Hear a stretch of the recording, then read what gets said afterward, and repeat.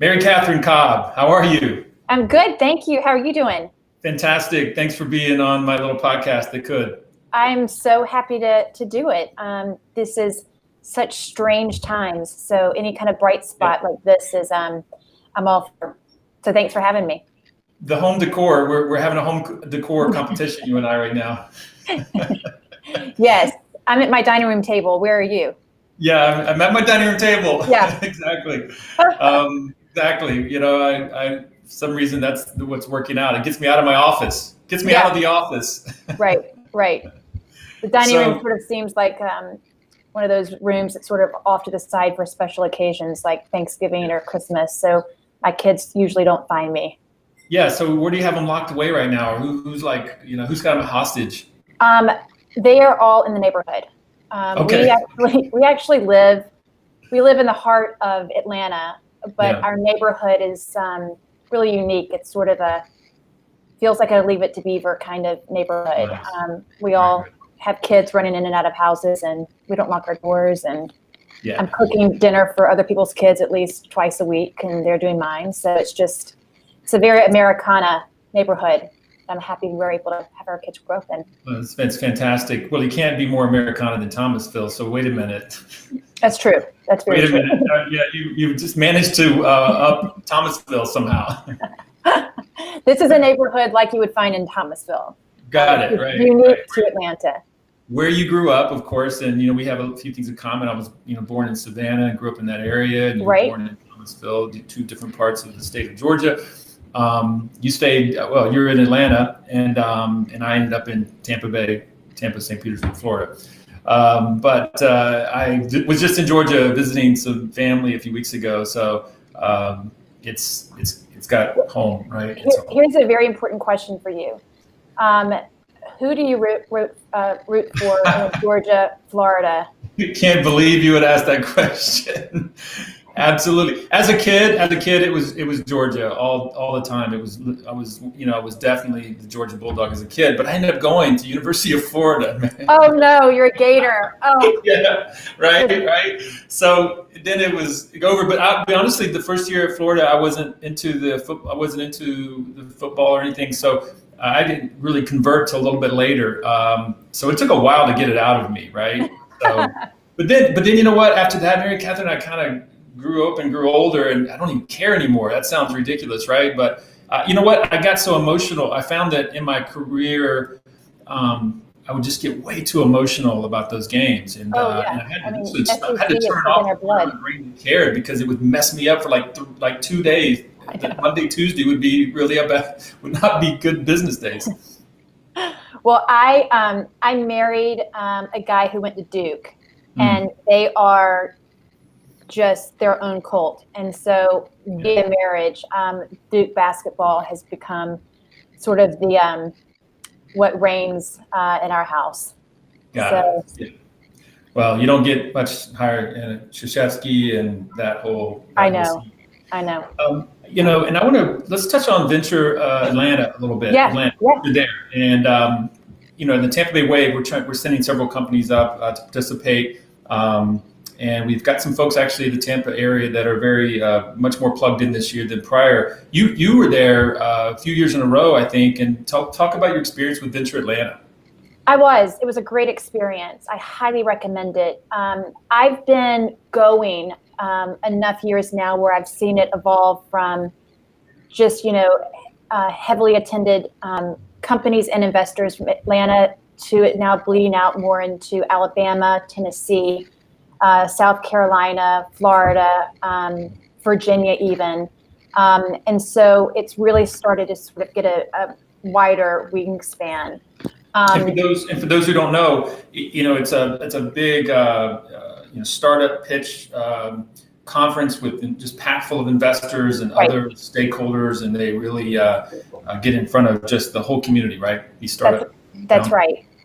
And then it's great from networking. It's great for fundraising, but there's been some really impactful relationships that I've made through Venture Atlanta that are really important for me right now. that stuck with you even since that point. Mm-hmm. Okay. Yeah. Well, that's fantastic. And, so this is great. You and I met through a mutual friend or two. We've got all these great connections. Like I said, my daughter went to Florida State University. That's how I learned about Thomasville. I didn't know about Thomasville.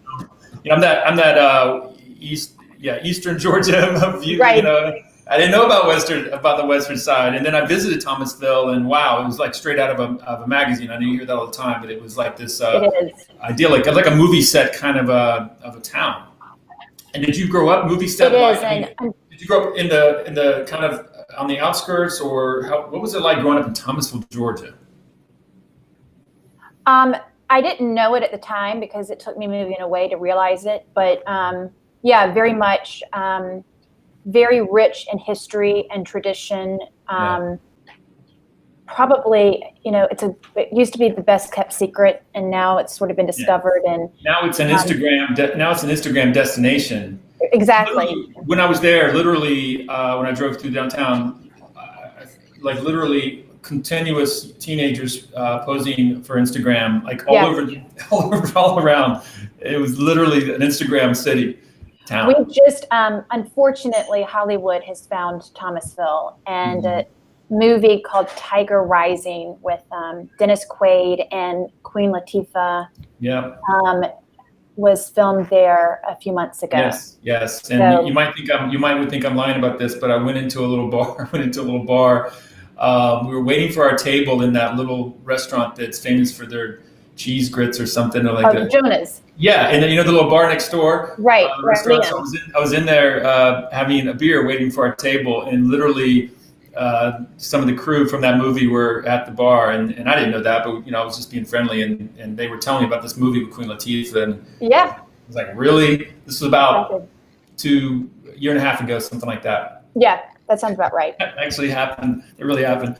So this is really great, and so we're going to get into brrr, your company. We're going to get into your incredible career, which I just can't wait to share with people, which includes Tom Shoes and Spanx, and just some incredible trajectory in your career. And then now your own startup with brrr, and then all the success of that. I want to get into it. I like to talk about the rise and the struggle of entrepreneurs, because I think that's the most helpful thing for people to learn about. And also, your career pursuing acting and being a vocalist in New York and also in LA, and that whole thing, which is incredible, and how you had to kind of part ways with your childhood dream to not to immediately be an entrepreneur, but for its set of reasons. And then the journey from there that led you to, like I said, to Tom's and Spanx in your own company. So this is going to be a great ride for people to listen to and hear this story. I think it's going to be a lot of young people who are going to like really get a lot out of this in terms of how they can even map their own future a little bit based off of what you went through. Yeah, I hope so. Yeah, it's going to be good. I do have an opening question that I like to throw up just to get the party started, and it's usually something that kind of reflected what you and I talked about a little bit in our pre-call, right? And and this whole idea of how do natural-born entrepreneurs see risk? How do they see risk? And you're a natural-born entrepreneur. We know that. We're going to get into that. But what's the answer to that question? We don't. We know it's there, and we try and be smart about it. But it's risk that doesn't keep us from going forward. Right. It's risk that we are a little bit numb to, I guess. And I think that's probably one of the qualifiers to be an entrepreneur, is that you see that risk, but it doesn't stop you. Yeah, when we were talking before, you talked about a certain bit of naivety, and being naive a bit was a benefit. Yeah. Right. And therefore, you don't necessarily even assess risk the same way that a rational, logical person does. Right. That's true. And I think it's like I said, I think that's one of the qualifiers of being an entrepreneur, because you know, if we processed risk like everybody else, there would be no startups. Right. There would be no entrepreneurs. So That's right. we process it differently.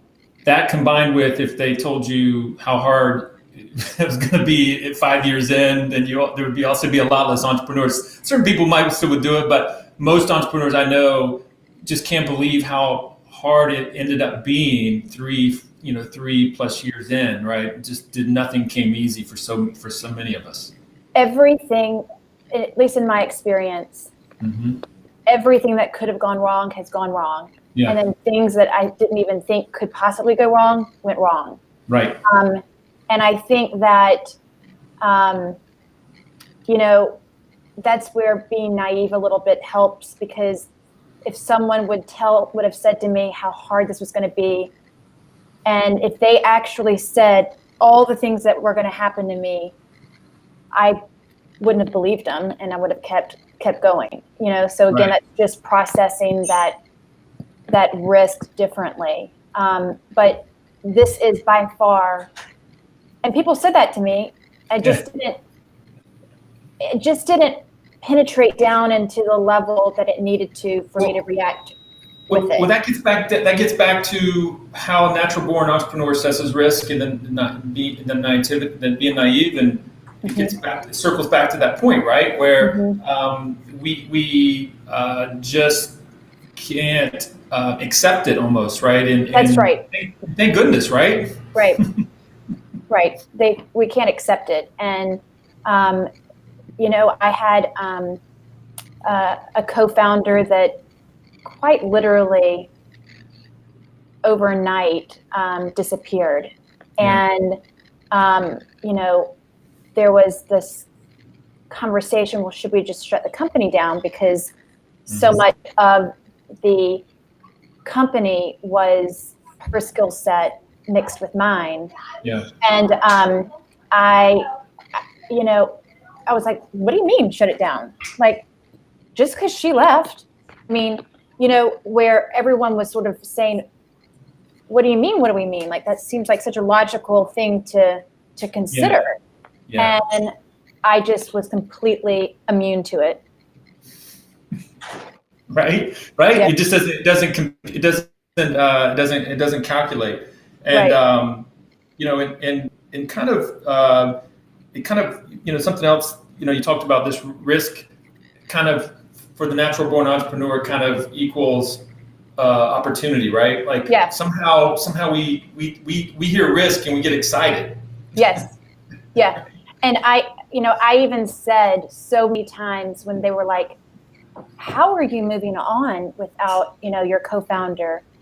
And I deeply believe this. And I just would say, oh, it's made me a much better CEO. It's made me, I've learned so much more in such a short amount of time. Like I never focused on, you know, the negative impact. It was just about running with it and, you know, failing fast and moving forward. Right. You say natural born entrepreneur. I think I say a lot, you know, do you believe that you're wired to be an entrepreneur, or can you learn to be one? Yeah. And you and I've talked about that a little bit. And, you know, I so fiercely believe that I was wired to be one. I've always known it. And so, you know, with that, you kind of lead your life and your career in a way that's your North Star. And so the decisions you make, you know, when to join a company, when to leave a company, unfortunately, when you get fired by a company, all of those things are choices that I feel like I've made in order to move closer to that North Star. And now that I'm there, so to speak, you know, it's still quite the Hercules effort every day. Yeah, absolutely. This, you know, we talked about, you know, being, you know, kind of wired, you know, versus kind of learned. And we also talked a little bit about the types of entrepreneurs in a way, right? Where they're definitely, folks out there that can be entrepreneurs, even if they weren't natural born or wired, even if they don't have that base, some of that fundamental wiring, they aren't drawn to risk. For example, if they are perhaps doing something that's working for yourself, perhaps in the freelance space,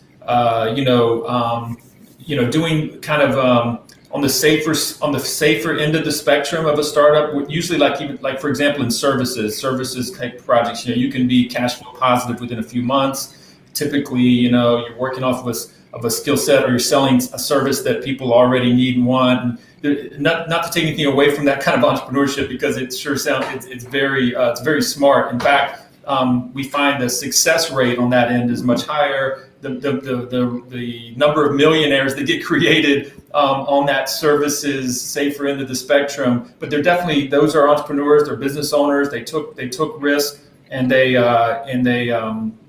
they really wanted to be independent, work for themselves. So there's a whole, but they can still be fairly conservative if you speak to them, right? They're not like always risking it all, right? Versus kind of that other end of the spectrum, those swing for the fences kind of entrepreneurs, right? That we have to laugh at ourselves, right? Because we're like, how did I get myself into this, right? Like you're always in deep waters. You're always, you're needing lucky breaks just to actually pull it off. Frankly, there's no way to make the over the fence happen. The other end of the spectrum, you can kind of experience and will your way to success in a way, but man, when you're swinging for fences, there's a lot of luck in there. And there's a lot of almost kind of psychological challenges, right? It's warfare. Yeah. It really can be. Yeah. It's just about high risk, high reward. Yeah, that's it. And the other side of that is failure. There's no in between. And I think that's where, as an entrepreneur, you have to be okay with that. And my whole life, I've done, for whatever reason, well, I know the reason, it's just how I'm wired, but it was sort of my misfortune to be wired this way, because I've always done things big. I feel so, I feel so kindred with you. Yeah. Misfortune. Entrepreneurial misfortune. It is. Like I say to people, if you can be happy doing anything else, do it. If you think you can be happy doing anything else besides starting your own company, do it. Right. And if you are sort of the unlucky ones that the answer is no, then you start your company. That's right. And so that kind of gets to the over romanticism of startups and the over romanticism of entrepreneurship and the success bias. And what you're basically getting at is that, especially if you're a swing for the fences entrepreneur, big risk and there aren't guaranteed revenues and guarantees. Like it's not easy to get, relatively easy to get income and sales and revenue, like on that end of the spectrum. And it takes a lot of money and a lot of time and those kinds of things. Then it's interesting that I don't think even though we're sitting here kind of bemoaning it a little bit, I don't think we wouldn't want it any other way. Like we don't have a choice in our minds. It's just how, again, back to your wiring. So but we know on the inside just how lonely and difficult it is, and how we wouldn't wish it upon anybody. But but on the outside, everybody wants to be that person. It's so ironic, isn't it? It is. And, I have a lot of friends that think they wish they had, my professional life. Magazines, travel, interviews, all that, all the, glamorous stuff, right? And, it's so much to get into that I just kind of just reroute the conversation, because, you don't, but I also don't have the energy to tell you why you don't. It's almost like that person is if they're asking you, then they're probably not right. Like this kind of person kind of finds their way into the deep waters on their own in a way, right? Right. You're exactly right. and that was. I feel like we're giving such depressing answers. This is great. I love that. I really love this. And when I speak with my class, and I bring a guest speaker every week to the entrepreneurship class at USF, and I say, come in and tell your story, the ups and downs, especially the downs and the struggles, because I really want to disavow a lot of these students from some of the success bias and romanticism, right? That it is very, very challenges everything you have, and your outward success is not what you go to bed with at night. You wake up with in the morning, right? Yeah. I don't even think, like you just said, the magazines and the interviews and the travel. Yeah. That, like, you almost just reminded me that even happened. Like it's not even on my radar, and you certainly wake up with the uphill battle every day. And it's the other thing I wanted to remember to say when you said earlier, I want to switch gears a little bit, but before we do, it's kind of, I want to put a happy bow on it. Like if it's you, and it has to be you, and you got to be true to you. Like, if you know it, right? So it's not even something that it's not something that you can talk that person even out of. We joke about if we knew then, we knew now, but in the end, that you have to pursue who you are and what's inside of you, right? And it ends up. So it's not like, fundamentally, it's not a choice. You, for example, would be. You ultimately are going to be miserable. You're going to be miserable either way. If you're going to go, you play small ball. Someone who wants to play in the big game was miserable if they're stuck in small ball, right? So you might as well just go be playing the large ball and take all the struggles and frustration with it, because at least you're playing the game that you felt like you were born and wired to play. That's right. And for me, there was never a question. There just was never a question. And right. I lived my life that way. As a little girl, I did all the arts and crafts and sold them to my neighbors and my mom's tennis team. Like, I just, I was always in some kind of business. And, I'm not saying that you can't be a successful entrepreneur if it's sort of a learned position, but for me, there was never a question. Right. And we're gonna get to that, because that's where we're gonna come back and get into your story. Before we go, one other thing I want to pick up on, you mentioned it earlier and also in our pre-call. I've got this thing I say in my book that I just got it, by the way. Thank you. Good. Okay. Yes. This short chapter called "Failure is Overrated," and I love what you said earlier. You alluded to it. You also alluded to it. We talked prior.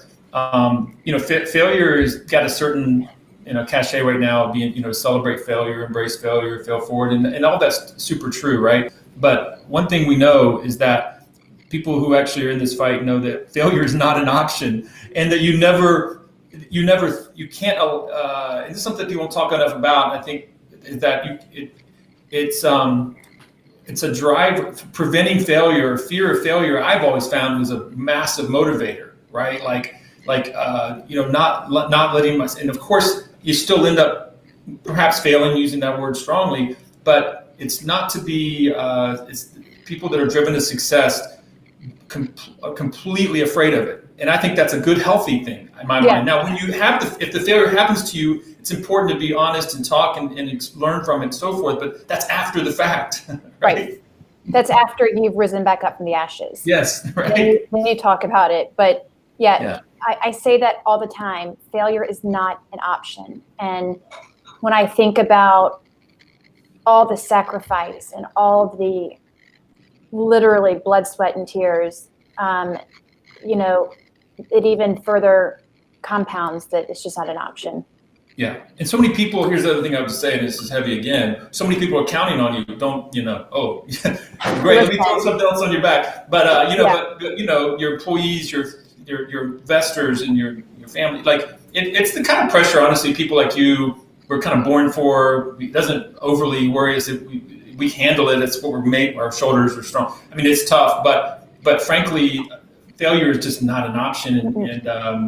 And I get a little cringy in the entrepreneurship circles when it gets talked about so much and in glamour. I'm like, yes, after the fact, but man, it just. The ones that really make it don't let it in. They don't let it in. No. And, I can identify failures of mine within the brrr journey, but by God, it's not gonna, make me shut down. No, right.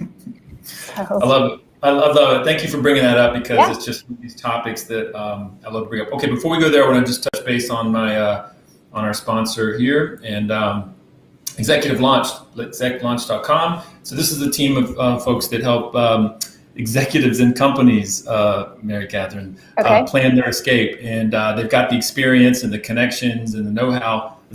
Barring the non-compete and other contractual situations.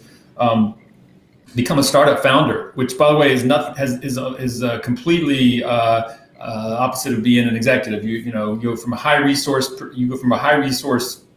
environment to a near zero resource environment, and understanding things like minimum viable product and product market fit and just lean startup and all these things that most executives would never have any way of knowing, that us in the startup game have learned. So that's what Executive Launch does, and it takes a good amount of runway and a good plan, but it can be done if you can pull it off. You've got the best of both worlds. You come out with the experience and the connections that an average startup founder doesn't have. Yeah. And that's, I think, getting your story. This is kind of your life in a way. So Yeah. A fitting sponsor for this episode. Yeah. Agreed, right? Agreed. Yeah, I like it. Okay, so let's do this. Okay, so I want to pick it up. You had this track record. You were a twin, right? And, Yeah. So you've never quote been alone as a child, but as soon as you were of age to leave home, you managed to go everywhere you could go where you didn't know anybody, where you were literally alone. Like, so you went to college into a state of Texas at SMU that you didn't know anyone. And then after that, we're going to get into, you went to LA, didn't know anyone, you went to New York. So, Isn't it strange? Yeah. I've never thought about it like that before, actually. Like, you were in this really I would imagine probably this tight-knit, family. Very, very close family. And twin, and then boom, you're gone and everybody's worried. Yeah, my poor dad. I mean, gosh. It was necessary, but it was very difficult. When I left for college, it was the first time really being separated from my brother, certainly being separated from, my mom and dad, and this small bubble of Thomasville that I was so protected and allowed to be, freely roam and do, in this protection of this little town. And when I went to Texas, to SMU, the first 6 months was, it felt like I was grieving a death. I was so deeply homesick, and I was grieving because I knew I was present enough at that age to know that I was grieving a life that I would never have again. And so the kind of breaking away in order to go and swing for the fences, I was aware that's what I was doing, but it wasn't without significant pain and heartbreak. And, my family is so close, and I was fortunate enough to be able to have parents who could afford to fly me, back and forth, and my brother out to visit me. My parents would come out, but it was still the most significant pain I've ever had in my life. Homesick, major homesick, and also just maybe a bit lost, homesick, and also just like, but you kind of do. But I remember you were training to be an actor and a vocalist since you were a child. So yeah. Did you study that at SMU to try to continue that your dream? Well, the deal was from my parents that I would go to college for a year at a Southern school where I could have sort of the Southern college experience that they both, found so much joy in, and Right. that if I didn't like it, then I could transfer to NYU. Got it. And forego that college experience that they wanted for me. And when I got to Texas and I got through that first 6 months, I fell in love with it. I fell in love with the whole experience. And I joined a sorority and led a pretty traditional, college life. And when my friends took, in their junior year, they took a semester abroad, I was able to negotiate with my parents to let LA be my semester abroad. So I went to LA and worked as an actor for that semester, and then went back and doubled up on my classes so I could finish on time with my class. Wow. And so you'd been to acting school, you'd been doing a lot of training, like you said, with vocalists as well. Yeah, I was, I have been, I've had the good fortune of training with some of the most well-known coaches and mentors in the business. Right. And I even did a immersion program at Northwestern University. And definitely put in my hours of the 10,000 hours of perfecting that craft. And so, now when you graduated SMU, did you move to LA? Is that right? Mm-hmm. Moved to LA after SMU. Moved there and was there for 5 years. Yep. And then moved to New York. And you were doing modeling, acting, different things. Right? Anything within the trade that Yep. I could help make a living. But it's a lot of feast and famine. Out there it's sort of ditch to ditch. You work and you get a gig and you make a whole lot of money really fast, and then it's sort of and then it's sort of desert, and then you go broke. Then it's macaroni and cheese, and then you go broke, and then you hopefully get another gig and make a whole lot of money really fast, and then try and make it last. So that's really where I learned about runways. Was in between gigs in LA. What kind of runway did I have until I was homeless, basically. Yeah. More close to homeless than your parents ever knew. Ever, yes. No, there's just some things that you just don't, right? I just keep to myself. Right. And so you were telling me when we talked before that just kind of started running its course, and you had this serendipitous meetup with someone that proposed a different route. It seemed like the timing was good because, again, you seemed like things were kind of had run its course for you there. Yeah, and I'm a person of faith, and so I really believe that it was just sort of that the timing was so serendipitous. The person was such a well-known designer, and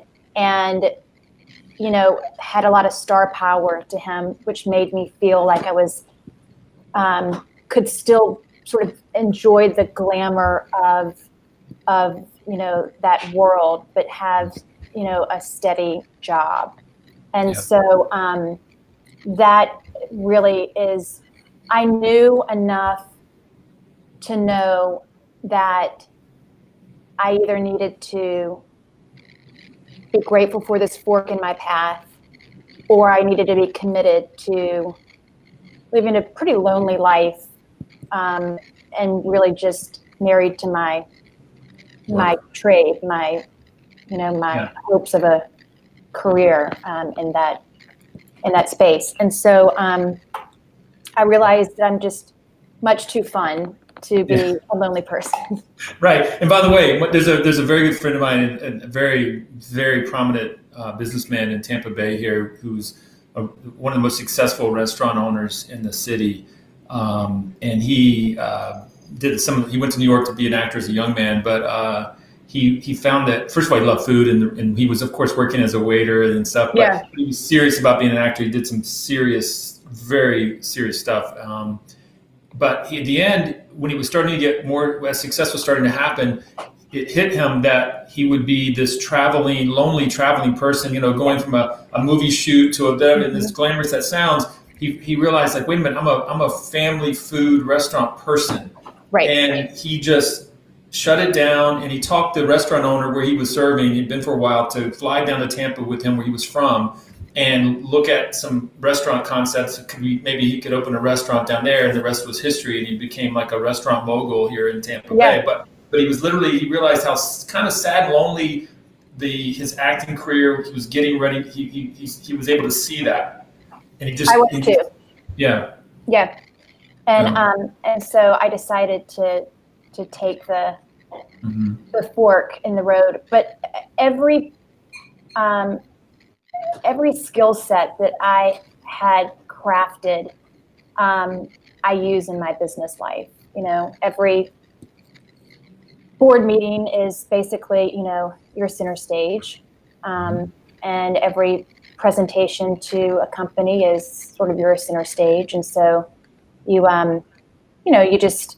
carry that with you and try and have no regrets. But that was the second most painful time of my life, with just the grieving of leaving that. You can't ride two horses at the same time. But it wasn't. But my sympathy only goes so far, because I happen to know you immediately flew out to New York and helped Beyoncé with her. I did.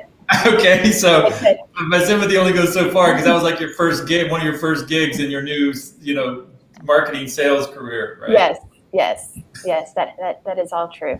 Right? Yes. So you flew. Okay, so they put you out to New York to manage this launch of new brand and product, and so now you go from the LA life to the New York life. Wow, I mean, that's a big jolt.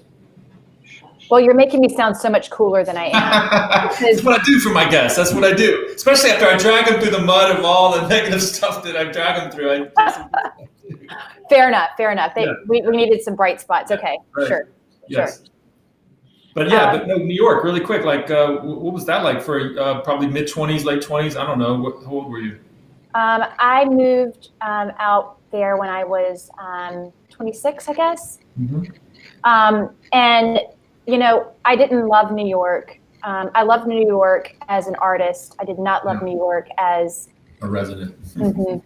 And I got to a point where I think if I had lived in New York first and LA second, I would have, had different feelings. But I just went from living in a very free, open life in the sense of I had a car and a yard and a neighborhood. Warm weather, beaches, blue skies. To a very concrete jungle. And it wasn't warm and fuzzy feeling. But I met my husband out there, and that was lovely. And then Spanx recruited me to Atlanta. Yeah. And it was right during the financial meltdown, and he was a trader on Wall Street. And so that was a very depressing place to be. And so we both jumped, and I landed at Spanx, and he went to Georgia Tech for his MBA, and we kind of tried to ride out the storm of 2008. Now, this is where I get a little confused, because where does Tom's Shoes fit into this? Tom's Shoes is sort of a little bit fluid through all of it. Okay, let's talk about that. Blake and I went to college together. Founder, inventor, creator of Tom's. Yep. Blake Mycoskie. Mm-hmm. And he, I think is 5 years older than me, but he just hung around SMU a little longer. And so when I moved to LA, he was out there, and we all just sort of reconnected with a couple of other college friends. And at the time, he was working on a virtual poker, blackjack, I don't know, some kind of just one of his many ideas. And he actually called me from South America and said, I have this idea. And it was Tom's. And I helped him with, I think I was a ideation partner, as well as, truly trying to help get sales. Yeah. And then I just did that as a friend, because I had this other job that, I didn't want to risk and give up. And then when I moved to New York, it made sense for me to work for Tom's in some capacity, because there was no East Coast representation. And so when I finished with the whole fashion group that transferred me out to New York, that's when I started with Tom's full time. And that was because I was at literally ground zero with him. Yeah. I had a real life teaching moment every day on how to start your own company. And so I really credit so much to him and the team that he built, that I just learned from every single second. And then when Spanx recruited me, I was one of the first 30 employees. So they still had that. Obviously, it wasn't ground zero. She had just been on Oprah, but it was still a very entrepreneurial feel. Yeah. Because there was still so much to build, and that was two really big breaks in my life. Yeah. At this point, you're like you're on a hell of a roll, right? Like those are two of the biggest brands. Yeah. And ultimately became in the world. You were right there at ground zero with a front row seat. All right. So now we're getting to Spanx. So Sarah Blakely, as you know, as we talked, she's from the Tampa Clearwater area. She grew up down here, and she went to Florida State and so forth. It's a lot of Florida roots, and then moved to Atlanta in her job with Danka Office Products, which was a Tampa-based company, but she was I think a sales trainer. Like you, she was very good at sales, and so much so that she was training their team, and she was selling fax machines. Yes, that's right. But she ultimately became a trainer of the sales team, right? And I think that's and she's in Atlanta, and so like you said, you got inside that first 30. And I was asking you before, like, what was the culture like? And you were like, it was awesome. You were telling me like that culture was awesome. It was just like a band of sisters. You didn't use that word. That was just I just put that word out there. But you said it was just like one of the coolest experiences of your life in those early days. In terms of just how much. It was. Yeah, and the sisterhood of it, the culture, right? That was all just first class, A+. They did a really good job of hiring to culture. And so there was so many of us were so similar in our personalities and in our just we all adhered to the same culture. And so we just were a really good fit. And, we were all either single or newly married. And we all sort of just grew up together. And by the time that whole little sisterhood left, we all had children and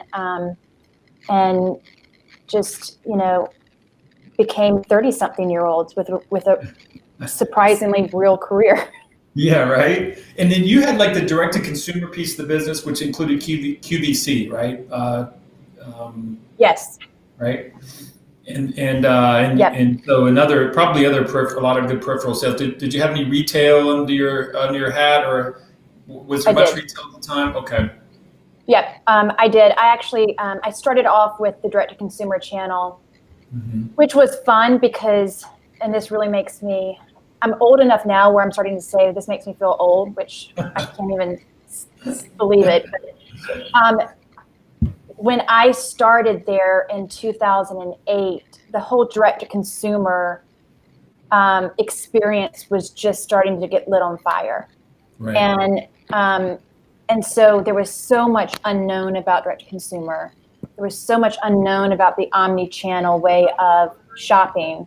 And so it was the most fun time to be in direct-to-consumer. Now direct-to-consumer is, now it's Amazon. Now it's Amazon, but it's also, right. my kids are never going to know what it means to just sort of take a lazy Saturday and walking through the shops in a mall. You know, there's just everything is going, you know, from bricks to clicks. But being able to be a part of the direct to consumer, you know, pioneer was an incredible, unique experience that I think only someone my age being in that at that time experienced. Yeah. But by the time I left, I was over all sales channels. So department stores, sales reps, direct to consumer, mom and pops, sales chains.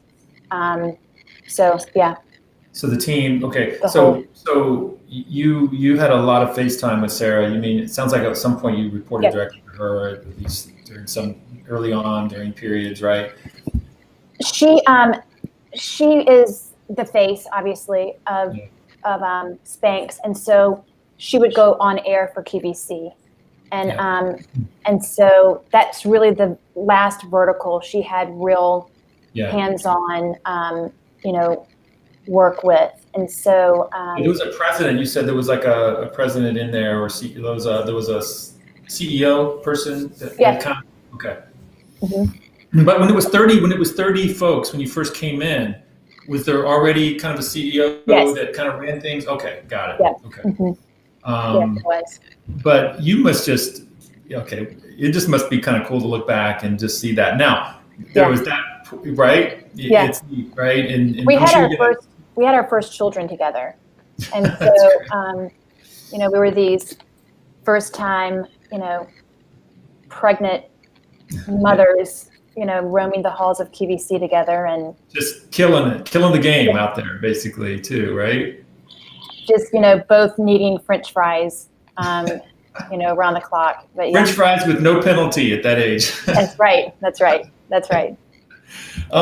So what if people are, you know, really curious about, you know, what that was like and how entrepreneurial was. One other thing, like you in the early days, you said it was just a tight knit entrepreneurial culture, right? Right. And one of the things we're gonna get into now a little bit is how cultures can abruptly change, especially when new and especially as success, the more, you know, as success climbs, and, you know, with success comes some real risks to the company, right? And so, especially with a new investor or investors, a new board, or a new management team, or new consultants, and these are the kind of things that often come into play when success is happening. And this happened at Spanx.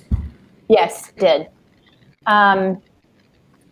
You know, we went from being an entrepreneurial culture where I was pitching my own ideas. I was given the green light to go pursue them. There was a lot of ownership that I feel like we all felt we had.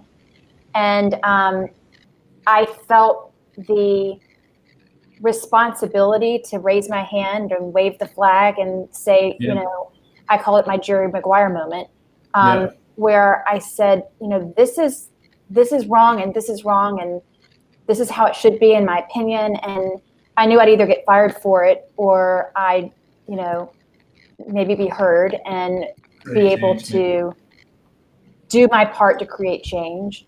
And I learned a lot of lessons in that. And, you know, I didn't want to quit because I've never quit anything in my life.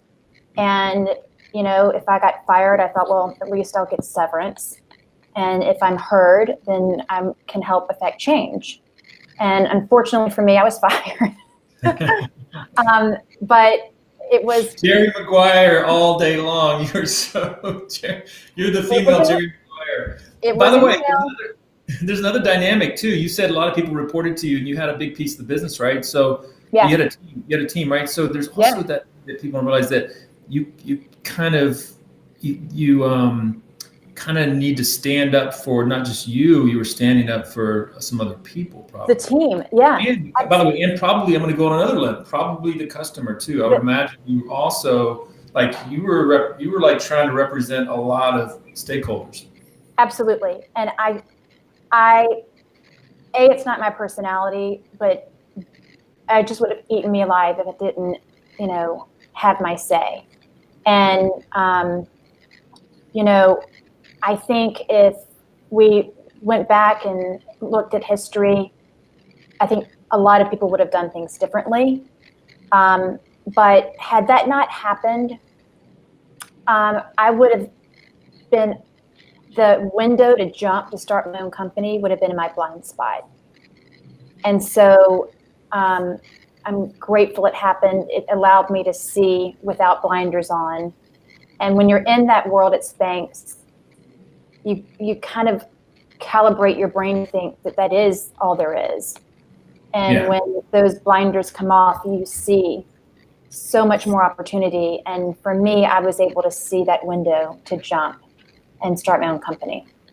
So what's fun, my favorite part about this particular interview is this whole, this kind of abrupt quit to start or fired to start, however you want to say it. Someone's been telling me that my book Quit to Start could be fired to start. Because ultimately when you quit to start, a lot of times in this frustration point where I've been before, I'm either going to quit or I'm going to be fired. I am like not happy, and and it's just not. And I don't fake it well. Like Me either. It so long, right? And so they're two and dozen. They're two of the same dozen, and so this. Okay, so really, what this entrepreneurial mindset that you have, which we covered earlier, these are things that just don't square for the entrepreneurial mindset person. That's middle to upper level of a company. I call it in my book the entrepreneurial ceiling. Like you get into this paradoxical situation where the company is now like being controlled by non-market factors, by political factors or whatever, and it just makes you sick to your stomach. You're physically ill, and you've got to make your break. Now, what's interesting is the entrepreneurial mindset person isn't necessarily thinking another job. And I know this, I'm already, without even talking to you before, I know this is going to be the answer. Like you weren't thinking, I'll go work somewhere else. You were thinking it's here or nowhere. It's here or it's my own thing. Like there's a 0-1, like there was no alternative. I'm guessing on that. Right. You're exactly right. Yeah. You're accurate. There is no alternative. I know, because I know your mindset. So when you took your major stand and did your Jerry Maguire, it wasn't about another job for working for somebody else. This was just like you were taking a stand on principle and so forth. And you had no idea what was on the other side of that. No idea. It was an absolute jump out of the airplane and hope you land safely. I don't talk too much about, the Jerry Maguire moment because my experience at Spanx was so wonderful, and Sarah is such a great person. But in that moment, to your point, I had no idea what was on the other side. Yeah. On the other side of that email, I had no idea what was on the other side of it. You were just taking a stand on your own principle of where you were and let the chips fall where they may. That was your mindset. That was my only plan. Now I had small children. My husband, was my husband's successful, but my salary still mattered, and so but that's sort of the danger of this kind of entrepreneurial mind, is that you blow things up not knowing where the chips are going to fall and not knowing what's on the other side. And Sarah has even said she was single, she had no children, she didn't have a boyfriend, nothing, and she took the leap. Like, would she do it again, having children and having responsibilities? There's a question mark. Maybe. But I don't know. Different. It's very different, right? Yeah. And we shared about this. Like I did this myself with stay-home mom and new baby, and I've just done it but for me it was like this principle thing. I just couldn't live. I just couldn't. Right. So and again, I talk about this in my book, this mindset and just the struggle of this, right? Being in a company, and if the company culture is great and if they're facilitating that entrepreneurial mindset, then you can be there. But if not, when it starts getting weird like that, you just can't be there. you just can't. You want to just be a job person, but you can't. It's just not allowed in your mind. Yeah. You know, Right? if there was ever a company to be a journeyman with, it would be that, but I just couldn't. So okay, so you departed. Okay, did you take a breather? Did you take a little time and collect yourself? I know I had to when I had my Jerry Maguire moment. Yes, because I was so Yeah, emotionally spent. yeah, and I had I like know. this emotional hangover for a long time, and even after I started my own company, I still would refer to Spanx as we. It was just such a big part of my identity, and it was very hard for me, and sad, and all those feels. Like a breakup, right? Like For sure, for sure. Yeah. And Yeah. so, no, I needed to reset so I could move forward. So when did do you remember a moment, X number of months later or years, very few years later when you just felt like a new surgence of confidence or power, like that? It's kind of like that full separation, like, okay, wait a minute, I can create something myself. Like, do you remember when this hit you at all? Come to mind? Immediately. I was like, this is not, I'm sad, I'm mad, but this is not, this isn't defining me. Right. And they're really stupid to have let me go. Right. That's the way. By the way, that's how a title fight. That's how a fighter, boxer, a sports athlete has to think. They got to maintain. They need to. Self-talk is so important, right? Self-talk is critical, and to remind yourself of who you are, why you did what you do, what you stand for, and your own confidence in yourself and your vision for what you can do for the world, right?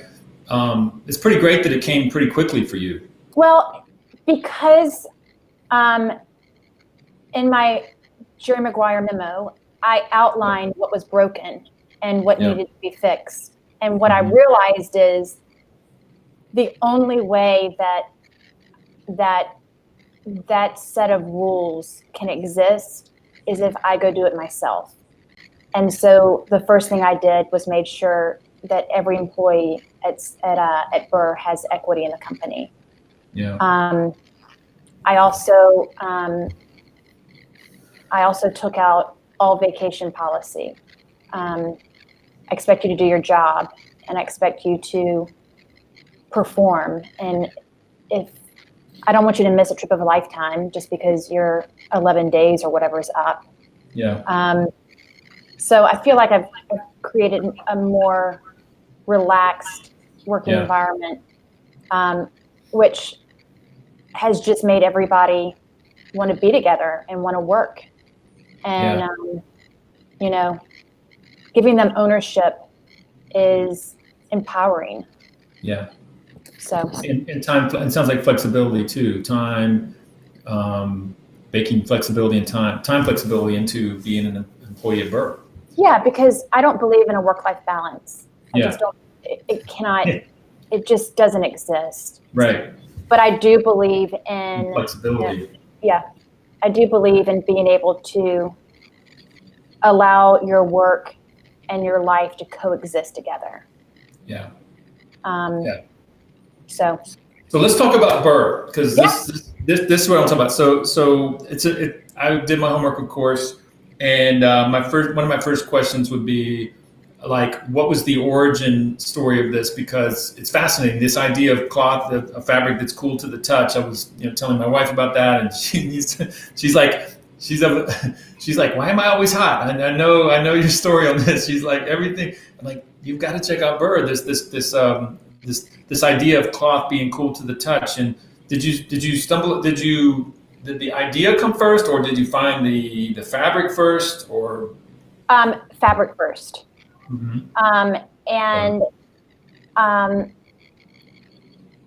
I knew I knew I wanted to be in the cooling space. Yeah. I didn't know how, because by being a student in that textile technology market, I had learned that all of these cooling technologies are smoke and mirrors. Yeah. But the voice of the customer is clearly asking for it, because these new brands continue to be born claiming cooling. Yeah. And so the girl that I started the company with had been at Spanx for a really long time, and she ran product development. And so she was part of the departure when I left. Right. And seems natural you guys would get together. Yep. Yep. And so I told her what I was wanting to do, and she happened to have had some fabric, because she had been pitching Spanx to do a cooling shapewear.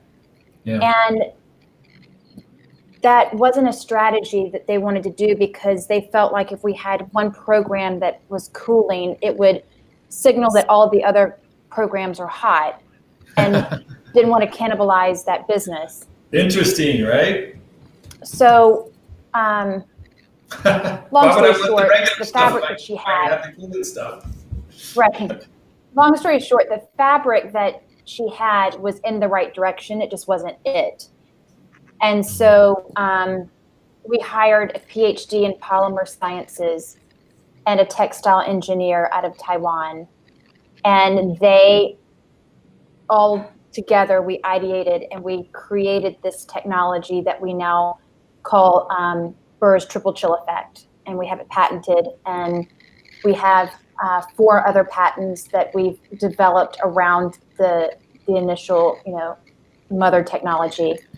But because of all of the smoke and mirrors that's in the market, your Cool Core, your Cool Max, your 37.5, Dry Fit, Climate Chill. I've never felt those work, and I've never been a fan, honestly. Well, I'm just cotton. I end up back in cotton all the time. I always come back to cotton because it's never comfortable in that stuff. Well, all of those technologies are 100% polyester. Yeah. And just a quick textile, crash course. Let's do it. Let's do this. I want to hear this. Polyester is a very hot, spongy, cheap fabric. Yes. And staticky. For at least for men, right? I don't know about. But what Kevin Blank did when he started Under Armour is he marketed the performance of polyester and its ability to wick away sweat. So when that introduced the market, the whole athletic space was basically recalibrated to think if it's not polyester, it's not going to keep me dry. Mm-hmm. So it's a marketing message of cooling, but the performance of the fabric is just moisture wicking. This drives me crazy. You're talking to someone who's just never been a fan. I've got all the buddies. They talk. I see it everywhere. But every time I've tried, and I'm just speaking truthfully on this, I don't own a piece of it. I can't. I just go, give me back to cotton. I've tried it. It makes me feel itchy, hot, staticky. Yeah. Yeah. And the problem with cotton, though, is that it retains the moisture. For your sure. shirt stays wet longer. Absolutely. So I felt like if I could introduce into the market a technology that was a game changer, that truly felt cool to the touch, felt cool in your skin, that had the same performance of moisture wicking or moisture management that the competitors have, and also had a rapid drying technique, then I could move into this space to be a category king. That'd be great. And that's my mission. And so you engineered this. We are on the mission. You engineered this stuff, right? I mean, you guys engineered this from the ground up, it sounds like. We did. We said this is an idea of what we want it to, a direction we want it to go in, but this isn't it. And how do we come up with the true patentable technology? Yeah. And then my go-to-market strategy, I didn't hire a sales force. I hired scientists. And we spent the first 18 months and over $1 million in testing and verifying that our technology truly worked. Yeah. And then we spent the money on comparing our polyester and our nylon to all of our competitors. And when we had that data, then that's when I felt like I could hire a best-in-class sales team to go out and take it to market. Wow, that's amazing. So so they went out armed with the data and correct me if I'm wrong, but your technology is kind of to be embedded in other brands, like right? We're an ingredient brand. I'm sorry? We're an ingredient brand. An ingredient brand, right? We're like Gore-Tex. I was going to say Gore-Tex. I didn't want to insult you, but yeah, like I see, Gore-Tex is kind of they kind of mastered the thing, right? Yeah. Something along those lines, right? We're the Intel inside, and so we have some really great customers. We've landed our first athletic brand, Adidas, and Reebok. Adidas, yeah. And nice. So, but then we have Southern Tide. Southern Tide is a Southern Vineyard Vines. And they have some incredible, great guys' polos you should try. I'm in. I'm in 100%. Do you feel like you're going to ultimately be more women or men when this, I wanted to be women. That's why I started it. That was your start. Yeah. Because I'm a women run hot. They're like, that's my wife. She's always like, I'm hot. Well, even when I'm actually a cold-natured person. Yeah. But when I'm maneuvering between carpool, a business lunch, and then a customer presentation, I'm just moving at such a high performance that I need to have, performance fabrics. Right. But unfortunately, the women's industry, now we are launching with Tory Burch. So hopefully the trend will swing. But women aren't used to hearing about performance technology in their garments like men are. Right. And so the men they're ready have been for it. I think I could totally, like I said, my wife, I think she would just go for it immediately. Yeah, I hope so. We're inching our way into more of a woman's purse by bedding. We have bedding with therapeutic at Bed Bath & Beyond that are. Did you say bedding like sheets? Yeah. Yeah. Ooh, wait a minute. Now you're speaking my language because, I end up trying to get to another side of the bed to get to the cooler side of the bed. And I'm always like trying when you flip your pillow over to the cooler side? Right. Oh, yeah. Our sheets feel like that. I like to say they feel like the cool side of your pillow. Are you kidding me? Yeah, they're great. They're great. Where do I get this stuff? Honestly, I mean, this is not a plug. This is like, I want to know. Bed Bath & Beyond. Okay. Yeah. So online. So we're starting to move. What should I search? What should I search? Obviously, brrr is kind of the Intel inside, so that's probably not my keyword, right? But what would I think if you didn't put brrr. Oh, okay, really? Okay, good. Yeah. Bed Bath & Beyond. Wow, you can put this. I mean, I'm telling you, you got me excited on the sheets thing because, wow, that could be the $100 million right there. Just cooling sheets. Yeah. Seriously, talk about a problem that all of us have, especially over a certain age. I don't know what it is about that. I'm really passionate about kids' car seats. They're just so hot. Oh, you pick them up and their whole backside sweaty. Yep. Yeah. So that's one of my sort of passion projects. Wow, there's so many things like that. I mean, you could just go down the line. And so your sales team is out pitching the big players. Yeah. Okay, right. You know, before we go, I'm curious, like how. Okay, just we're the purpose of this podcast is to give inspiration to aspiring and early entrepreneurs, to hear stories that they can relate to, things that they may have gone through, or things that they can avoid. And so what you do, this kind of business to business selling garment side of things, you went to science. You really went heavy on science before you went to selling. Yes. But that you picked that strategy because you were going to be the intel inside, right? So you needed to be science heavy, right?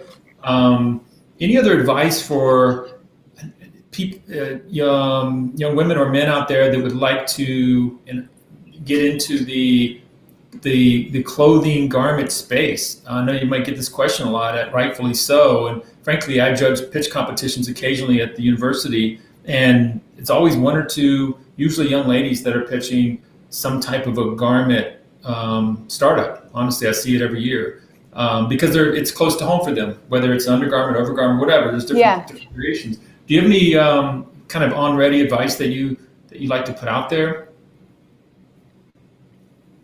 If I was starting a company that had an end consumer good, whatever it is, clothing or a new watch, I don't know. I would spend all my money that I could on Instagram marketing, and I would define my brand through social media, and I would have all my inventory in one room and no rent, no storefront, no brick and mortar, and I would enjoy the hefty margins of direct to consumer versus splitting it with a retailer. Boom. You just dropped the hammer on some advice right there. Wow. That's a blueprint. Print it. Send that. That's amazing.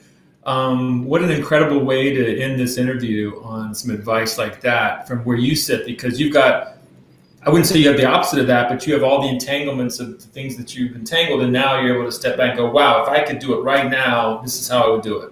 I have a lot of overhead, and some of it is not unavoidable. But because I don't have an end consumer good, I'm an ingredient brand. But if I was launching something where I was delivering a good to a consumer, I would definitely go that route. Wow, that was huge, actually. That was unexpected. I thought that was really cool because you've got time to think about these things because you're out there and you've got all of, like I said, you've got these entanglements, you've got these, overheads and things that you have to have. And all of a sudden you're like, at night you're thinking to yourself, man, if I could just do it all over today, this is how you would do it, right? Right. Oh, that's my favorite part of this because that's the kind of advice that a young person out there can really take away, because that's part of what we're doing here is we're trying to say, hey, don't do it exactly the way I do it. I'm being successful at this, but you're in a different era and you've got a new fresh opportunity, right? Life is very different, year 6 of brrr than it was year 1.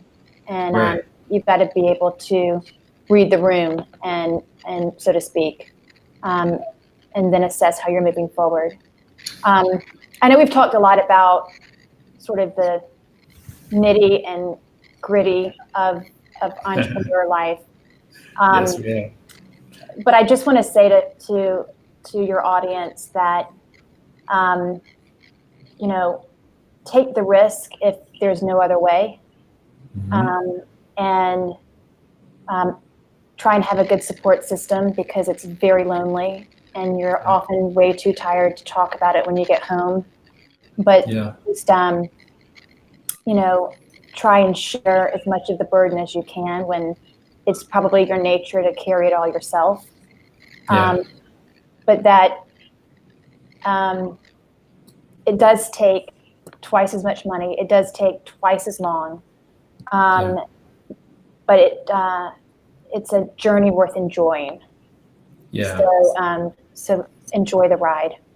Would you say on that point, that was a great point there to wrap. You would do it over every time, like you would do it again. That's a question. And number two, is it also pretty awesome a lot of times for you personally? I would do it again and again and again and again. And I look forward to doing this again. I look forward to brrr taking flight on its own and do it all over again with another idea. The journey is awesome because and this is very personal to me, but I have 3 young daughters, and I don't care if they have a huge career or if they're a stay-at-home mom, but I do want them to see an example of what it looks like.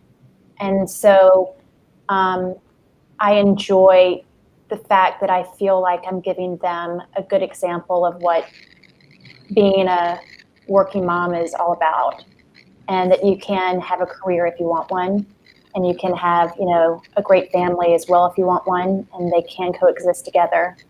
But that, empowering women is still a pretty important thing. And so I'm just trying to do my part. And if I could only add to that, controlling your own destiny and, and making your own way it's also a really cool thing for your children to see. Like, that's pretty cool, I think, because that is kind of the essence, isn't it, of entrepreneurship in a way, is like, making your own destiny a certain way. There's some power in that. Yeah, agreed. That's freaking awesome. Mary-Cathryn Kolb, this has been awesome. This has been really, really fun. I really, really, really enjoyed this. Thank you so much for doing this interview with me. This will be just, I think, a lot of value for a lot of folks, women and men included, I think, are going to get a lot out of this. And I do detailed notes of this. I make a blog article pretty much of the conversation, so people don't even have to watch, the whole thing. Okay. They can read through it, and I'll share all that with you in advance. But anything else before we close out? I think that's about it. From my dining room to your dining room. How about we do some dining now? How we eat some dinner maybe, right? Exactly. Dinner time, right? Or wait, get the maybe a glass of wine first. Exactly. Hey, thank you so much. My pleasure. Can't wait to meet you in person, by the way. I agree. I look forward to that. Have a good night. Thank you. Thank you. Bye-bye. Bye.